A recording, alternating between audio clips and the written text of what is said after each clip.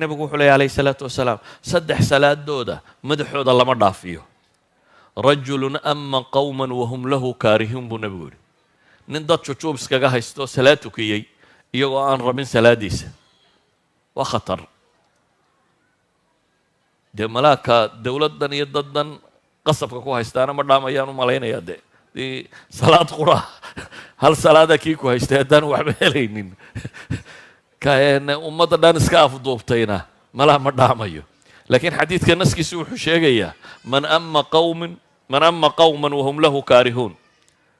ninka dad imaam u noqda iyagoo neceb oo aan rabin walidalik a'imada masaajidda iyo ragga masaajidda tukiya waxaa fiican inuu qulubta dadka ilaaliyo oo dadku qof ay raalli ka yihiin inuu noqdo maxay qofka dadka tukinaya oo masaajidka inaan lagu haysanin uun maxaa qorsakaara ma tiraahdaa maxaa tiraahdaa inaanu iska afduubanine inay muslimku wada socdaan qulubta inay wada socotaaba ka muhiimsan waxa kaloo dhan sidaa ogeed buu nebigu yidhi wamra'atan baatat wa zawjuha calayha saakhitun gabadh hoyatay iyadoo ninkeedu u cadhaysayayana wax laga aqbali maayo idan dumarka muslimiinta waxa saaran inay isku dayaan zawjkeeda inay raali geliso wamra'atan casat zawjaha xataa tarjicna xadiid kale sheegayay ka saddexaad waxa uu nebigu sheegay calayhi salaatu wassalaam ka saddexaad waxa uu nebigu sheegay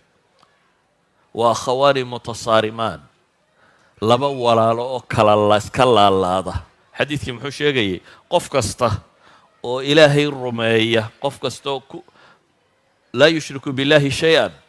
marka acmaasha ilaahay loo bandhigo khabiisaha iyo meelahaas oo kale in ilaahay dembigoo dhaafo xadiidkii sheegayay saxiixeynka ku yaallay laba mooyaane buu nebigu yidhi labadaasi waa kuwee laba ishaysta iyaga waxaa la idhaha andira haadayni xataa yastalixa labadaa iyaga dib iga dhiga baa ilahay yidhahda intay ka heshiinayaan idan akhwaan mutasaarimaan haddaynu isu wada cadhaysanno iska laalaadno cibaadadaa inaga xumaanaysa haddaynu rabno in cibaadadeennu cinda allahi ay maqbuul noqoto waa inaad qof qalbi saliima leh waa inaad ahaataa qofka mu'minka ahi nebiyullaahi ibraahim muxuu ku ducaysanayey aakhiro wuxuu weydiisanayey qalbigiisa in alla ka dhiga maxay qalbi caafimaad qaba